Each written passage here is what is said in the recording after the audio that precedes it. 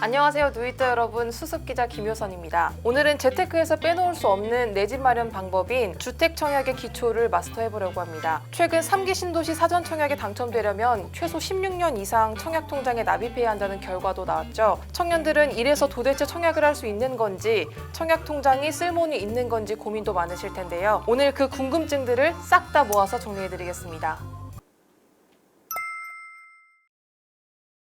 최소 16년간 10만 원씩 부어야 청약에 당첨된다는 결과가 나왔는데, 이런 상황에서 주택청약통장을 만드는 의미가 있긴 한 건가요? 네, 의미가 사실 있죠. 이게 왜 그러냐면 집은 아주 장기적으로 봐야 됩니다. 흔히 이제 재건축 아파트 투자할 때는 뭐 10년을 봐야 된다, 20년을 봐야 된다 이런 말씀도 하지 않습니까? 그러니까 주택청약은 16년 후에 나를 위한 선택지를 미리 마련해 놓는다는 측면에서만 생각해도 의미가 있는 선택이 됩니다. 또 하나가 청약통장은 3개의 장점이 있어요. 첫째, 청약통장은 금리가 되게 높습니다. 아직 금리 인상이 반영되지 않았는데도 2년 이상 보유 시 연 1.8%의 금리를 지급합니다. 특히 이제 청년 우대형 청약통장이라고 있습니다. 이게 좀 조건이 까다롭긴 해요. 남성의 경우 19세에서 34세에다 이제 병역 기간을 감안해서 이제 지급을 하는데 연소득이 3천만 원 이하여야 가입할 수 있습니다. 그래서 좀 조건이 까다롭긴 한데, 이게 청년 우대형의 경우 금리가 3.3%고요. 일단 금리가 높다. 상대적으로 예금 대신에 보유할 수 있을 만한 가치가 있고요. 또 하나, 청약통장을 담보로 대출을 받을 때 특혜가 있습니다. 보통 예금담보그 대출금리는 예금금리에다가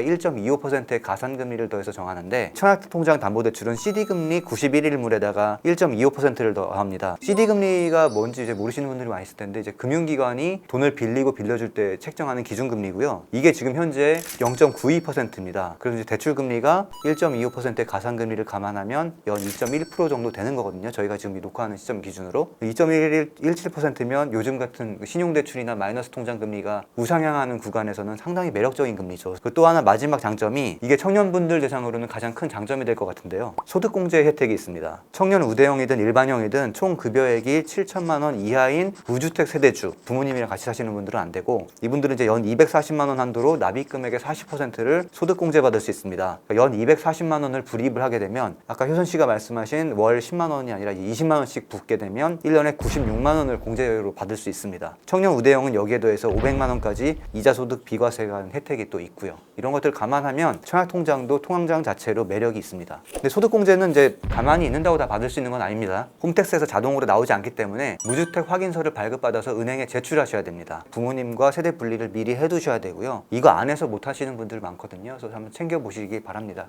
부모님이랑 세대 분리는 그냥 뭐 아무것도 신경 쓰지 않고 해도 되는 건가요? 이게 세대 분리를 한다고 해서 뭐 나중에 뭐 점수가 깎이거나 뭐 아니면 뭐 불이익이 있거나 이런 게 있진 않을지. 청약 측면에서 봤을 때는 혜택만 있고요. 단점은 사실 없고, 하지만 이제 세대 분리되면 건강보험료가 이제 바뀝니다. 그래서 예를 들어 부모님, 아버지가 아직 뭐 일을 하시거나 하는 경우엔 부모님의 피부양자로 등록돼서 이제 건강보험 같은 걸 이제 혜택을 받게 되는데, 따로 나오게 되면 본인이 직접 해야 되고요. 청년분이 직장가입자라면 회사에서 이제 월급 대비로 보험료를 납부를 해주지만, 지역가입자, 소상공인이라거나 아직 직업이 없거나 한 분들은 본인이 직접 내야 되기 때문에 이런 건강보험료 득실도 따져보고 하셔야 됩니다. 그리고 특별공급이라고 하죠. 젊은 세대, 그리고 뭐 일가구나 신혼부부들이 특공 같은 걸 이제 받을 수 있게 됐거든요. 이런 것들을 특공을 노리려면 당연히 세대 분리를 하셔야 됩니다. 무주택 세대주 조건이 이제 부모님과 따로 떨어진다고 생각하니까 좀 부담도 느끼실 분도 있을 텐데, 별다른 거 없습니다. 어차피 우리는 다 이제 독립을 할 것이기 때문에 어렵지 않을 겁니다. 네, 그럼 청약통장을 만들면서 이거 말고 동시에 꼭 갖춰야 되는 조건이 있나요? 일단 그 1순위, 2순위 이런 말들을 많이 들어보셨을 텐데, 1순위가 되려면 최소 2년간 24회를 납부해야 돼요. 매달 거의 내라는 이유가 그것 때문이고요. 그리고 금액도 85제곱미터 이하는 300만 원까지만 넣어두면 되지만, 그 이상 대형 평수를 혹시나 청약을 하고 싶으시다면 서울 기준으로 1,000만 원을 넣어놔야 되기 때문에 이런 거 감안하셔서 꽉 채워 넣기를 추천드리고요. 꼭 1,000만 원을 채워야 되는 이유가 있나요? 이게 85제곱미터 이상, 그러니까 대형 평수를 청약할 때는 예치금이 1,000만 원 이상입니다.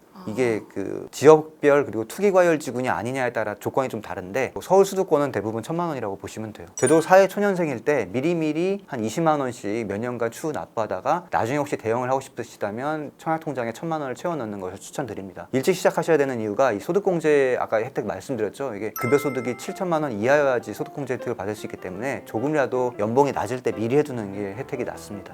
네, 근데 청약통장의 납입액이 월 10만 원까지만 인정된다고 하는데 그건 또 어떤 그 이제 인정하는 금액은 월 10만 원이 맞아요. 하지만 이제 제가 아까 20만 원을 말씀드린 이유는 어차피 금리가 요새 예금 금리 이상으로 지급하기 때문에 청약통장을 20만 원씩 풀로 채워서 소득공제 혜택부터 먼저 챙기자 이런 의도로 드린 말씀이고요. 인정되는 게 이제 10만 원이다 보니까 상대적으로 10만 원이라도 부담을 월 납입액을 줄이시고 싶으신 분들은 연 120만 원이 되겠죠. 2년 채우면 이제 240이고 3년 차 때 부으면 300만 원 조건을 채우면 이제 소득공제도 받으시면서 그때는 이제 85제곱미터 이하 청약을 할 수 있게 되죠. 그러면은 청년들이 청약할 수 있는 주택 종류는 어떻게 나눠지고 있나요? 일단 청년들만 할 수 있는 주택 종류가 따로 있는 건 아니지만 대부분의 경우 일반 분양을 노리기가 쉽지가 않죠. 왜냐면 요새 그 청약은 대부분 가점제 위주로 운영되다 보니까 가점제가 뭐냐면 무주택 기간이 아주 길어야 되고 자녀가 많아야 되고 뭐 이런 조건들이 있어요. 근데 이게 우리 당연히 청년들은 무주택 기간도 당연히 짧고 조건을 채우지 못하다 보니까 가점에서는 소외되죠. 그래서 청년들은 주택 청약을 할 수 없다라고 이미 사실상 돼 있는 상황이고요. 결국 이번에 생애 최초 특별 공급이나 혹은 신혼 특공을 노리셔야 됩니다. 그래서 신혼 특공을 노리려면 이제 뭐가 필요하냐? 당연히 이제 제일 중요한 게 남편이나 아내고요. 결혼을 하셨어야 되니까. 또 무주택 기간이나 혼인 기간도 이게 사실 좀 중요하기는 해요. 특공이어도. 특공도 똑같습니다. 가점을 최대로 받으려면 아이가 일단 많아야 돼요.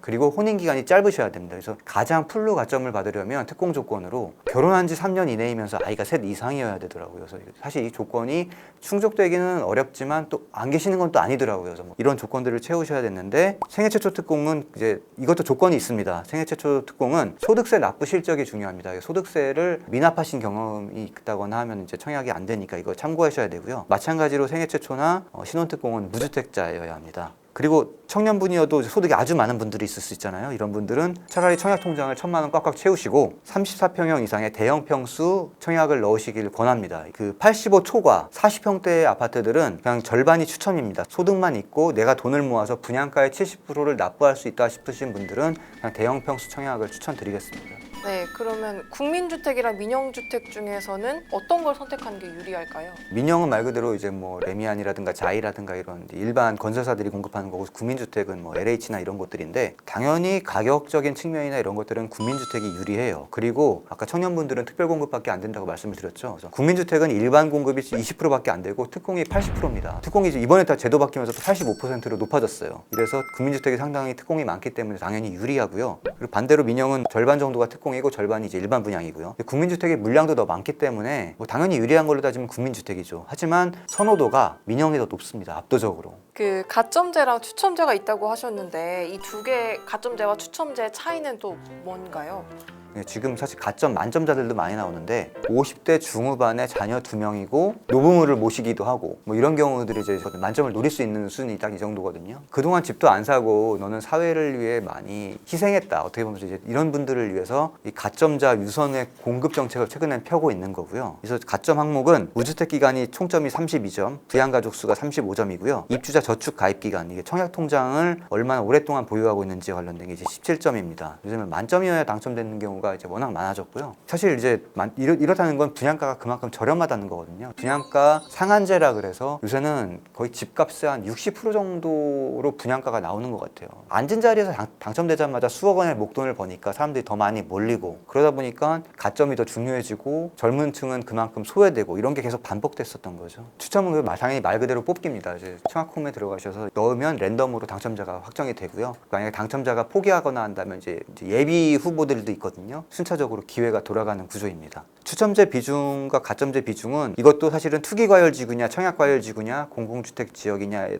따라서 또 서울 수도권의 경우 다 다릅니다. 그래서 지금 이제 서울이나 수도권들은 대부분 투기과열지구이기 때문에 돈이 아주 많은 분들은 청약하라고 권해드렸던 40평대 이상의 대형 평수만 지금은 추첨을 들어갈 수 있습니다. 네, 주택 청약은 그 1순위가 되는 게 중요하다고들 하잖아요. 근데 1순위는 어떻게 되는 거죠? 옛날에는 이제 1순위가 정말 중요했거든요. 1순위는 말 그대로 1순위들 중에서만 뽑아요. 근데 요즘에는 워낙에 청약 경쟁률이 높다 보니까 2순위까지 내려오는 경우가 거의 못 봤고요. 지금 전체 청약통장 가입자 수가 2,710만 명이고 1순위가 1,495만 개 통장이에요. 그래서 이 땅에 이제 우리나라 전체적으로 1,500만 개나 있는데 이게 1순위라고 의미가 많이 있는 것 같지는 않고요. 1순위 그래도 조건을 살펴보시자면 10만 원씩 최소 2년을 부으신 분들이 이제 1순위가 될 수 있고요. 또 청약 신청자가 세대주여야 합니다. 1주택자도 저기 1순위가 될 수는 있어요. 왜냐하면 집은 있어도 청약 당첨되면 기존 주택을 매도하는 조건으로 그 집의 분양권을 취득하거든요. 그래서 1주택자도 하실 수 있다. 이것도 아셔야 되고요. 또 이 과거 과거에 당첨자가 그 집이 지어지기 전에 분양권을 팔고 또 당첨되고 이런 중복 당첨되는 사례들이 있었어요. 이게 분양권은 집이 아니거든요. 법적으로 집이 아니라서 그냥 무주택자의 권리를 계속 누리면서 되파는 사람들이 늘어나다 보니까 최근엔 5년 내에 청약 당첨 기록이 있으면 1순위가 될 수 없습니다. 네, 근데 이 정도면은 현실적으로 봤을 때 1인 가구나 뭐 2인 가구 그리고 2030 세대가 가점제로 청약을 받을 수 있는 가능성은 극히 낮은 거 아닌가요? 낮죠. 없다고 봐야죠, 사실은. 결혼을 하면 가점이 당연히 높아지지만 결혼은 택도 없고요.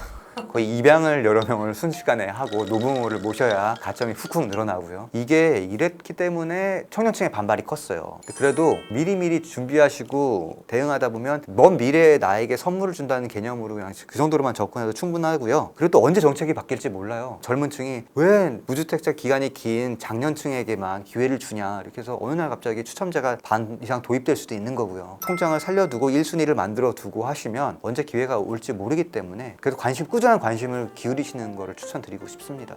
이제 청약을 이렇게 네. 넣었어요. 네. 그리고 이제 당첨이 됐어요. 네. 그럼 이제 어떻게 되는 거예요? 그 통장은? 통장은 그대로 있는데 이제 그걸 또 해지할 수 있느냐가 있고 아까 말씀드렸다시피 당첨됐을 때 5년 이후가 되면 다시 또 갱신이 되거든요. 1주택자긴 하지만 내가 그 집이 생겼으니까 1주택자죠. 1순위 자격은 유지가 됩니다. 그 이후에 또 추첨으로 해서 또 당첨이 될 수도 있죠. 5년 제 주변에도 뒤에? 그런 경우가 있어요. 5년 뒤에요? 네. 아, 붙었는데 5년 지나고 나서 또 그냥 추첨으로 된 거예요. 그때 추첨이 살아있을 텐데 그렇게 복 받으신 분들도 있기 때문에 통장을 당첨됐다고 해지할 필요 없어요. 그냥 계속 가져가죠, 평생. 청약통장 담보대출은 금리가 싸기 때문에 그럴 때 수시로 활용하고요. 가치가 있는 것 같습니다. 네, 그럼 마지막으로 현재 청년들은 도대체 어떤 방법을 노려야 하는 걸까요? 자, 일단 가점 가능성 지금은 없습니다. 하지만 모든 정책은 이렇게 주기가 있어요. 박근혜 정부 때 이제 최경환 기획재정부 장관 부총리가 등장을 해서 그 대출 한도도 많이 풀어주고 그 당시에는 분양권을 살 때 계약금 10%만 있으면 살 수 있었어요. 거기다가 양도세도 내지 말라고 하지. 이렇게 조건을 확 풀어주던 시절이 있었고 그 이전에 돌아가면 또 노무현 정부 때는 규제를 강화시켰었죠. 10년을 주기로 이렇게 바뀐 거거든요. 근데 지금은 이렇지만 또 5년, 10년 뒤에는 또 언젠가 또 추첨이 풀릴 수 있습니다. 그래서 여러분들 청약통장에 관심을 가고 부동산 시장에 관심을 두시되 당장은 못 쓰지만 일단 통장 만들고 24회 조건 그리고 뭐 소득공제 혜택 등을 받으면서 버티세요. 버티고 기다리다 보면 언젠가 활용할 날이 옵니다. 인생 길고요. 이 정도로 말씀드리면 될 것 같습니다. 네, 오늘은 청년들이 가장 많이 궁금해하는 청약 기초 팁을 훑어봤습니다. 다음엔 올 11월부터 바뀌는 청약 제도에 대해 더 깊이 알아보겠습니다. 방송을 보시고 궁금하신 점 댓글에 달아주시면 답해드릴 텐데요. 도움이 되셨다면 구독, 좋아요, 알림 설정까지 부탁드립니다. 감사합니다.